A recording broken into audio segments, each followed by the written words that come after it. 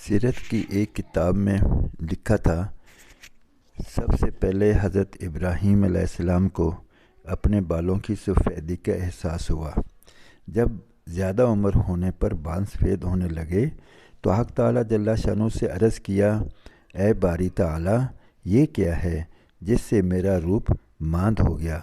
اس پر حق تعالیٰ جل شانہ نے ارشاد فرمایا، یہ چہرے کا وقار ہے، اسلام کا نور ہے۔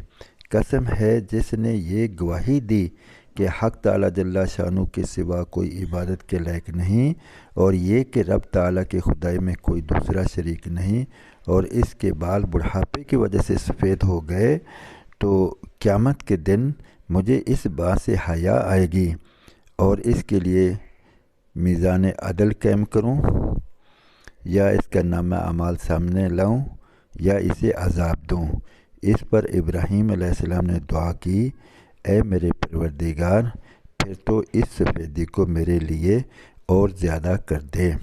چنانچہ اس کے بعد ان کا سر برف کی طرح سفید ہو گیا تھا۔